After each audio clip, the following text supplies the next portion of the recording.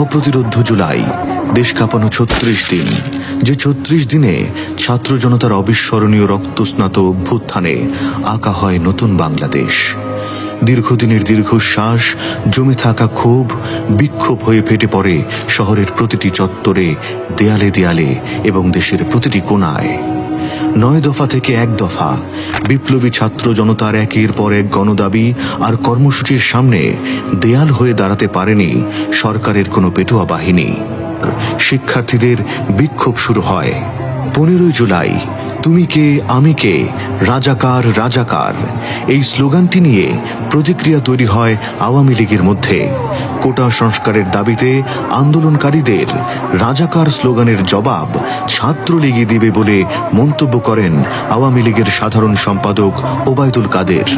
এদিন ঢাকা বিশ্ববিদ্যালয় সহ সারা দেশে ছাত্রলীগ ও ক্ষমতাসীন দলের অন্যান্য কর্মীরা শিক্ষার্থীদের উপর নির্বিচারে হামলা চালায়। ১৬ জুলাই, রংপুরে বেগম রোকেয়া বিশ্ববিদ্যালয়ের নিরস্ত্র শিক্ষার্থী আবু সাইদকে গুলি করে হত্যা করে পুলিশ। আবু সাইদ হত্যার ভিডিও ইন্টারনেটে ছড়িয়ে পড়লে তীব্র প্রতিক্রিয়া তৈরি হয় সাধারণ মানুষের মাঝে। ১৮ জুলাই, রাজপথে নেমে আসে সারা দেশের লাখো ছাত্র জনতা। ময়মনসিংহে কমিউনিটি বেসড মেডিকেল কলেজের শিক্ষার্থীরা সহ সকল স্কুল, কলেজ ও বিশ্ববিদ্যালয়ের শিক্ষার্থীরা শহরের মোড়ে মোড়ে বিক্ষোভ গড়ে তোলে। ১৯ জুলাই, মিছিলে গুলিবিদ্ধ হয়ে প্রাণ হারায় নিরস্ত্র শিক্ষার্থী সাগর। ২৩ জুলাই, সেনা মোতায়েনের পর শেখ হাসিনা প্রথম জনসম্মুখে আসে এবং ক্ষতিগ্রস্ত মেট্রো রেল পরিদর্শন করে। আহত এবং নিহতদের খোঁজ না নিয়ে তিনি মেট্রো রেলের খবর নিতে আসায় সাধারণ মানুষ আরও বিক্ষুব্ধ হয়ে ওঠে।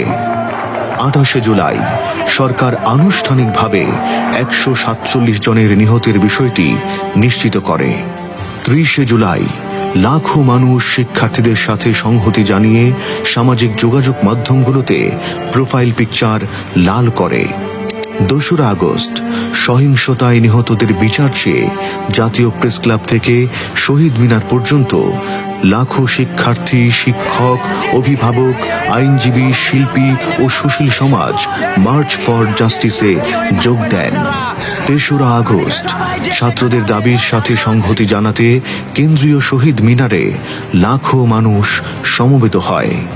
তবে এদিনও দেশের বিভিন্ন জায়গায় ছাত্রদের ওপর নির্বিচারে হামলা চালায় পুলিশ। এদিন সরকারের পদত্যাগের দাবিতে ১ দফা ঘোষণা করে বৈষম্য বিরোধী ছাত্র আন্দোলন। ৪ আগস্ট, তৎকালীন প্রধানমন্ত্রী শেখ হাসিনা তার সমর্থকদের শক্ত হাতে আন্দোলনকে প্রতিহত করার আহ্বান জানান। এদিন সারা দেশে আওয়ামী লীগ সমর্থন গোষ্ঠী ও পুলিশ আন্দোলনকারী ছাত্রদের উপর হামলা চালায়। সংঘর্ষে নিহত হয় অনেক প্রাণ। ৫ই আগস্ট, সারা দেশ থেকে লাখো জনতার ঢল ঢাকায় আসে ব্যারিকেড ভেঙে। সকাল থেকে দুপুর পর্যন্ত পুলিশ ও আওয়ামী লীগ কর্মীরা বেপরোয়া হামলা চালায় সাধারণ জনতার উপর। সকাল ১০টা থেকে দুপুর ১:৩০ পর্যন্ত ইন্টারনেট বন্ধ রাখা হয়।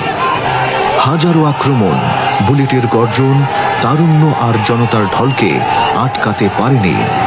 অবশেষে দেশ ছেড়ে পালিয়ে যেতে বাধ্য হন শেখ হাসিনা। একটি প্রজন্মের রক্তে লেখা হয় নতুন এক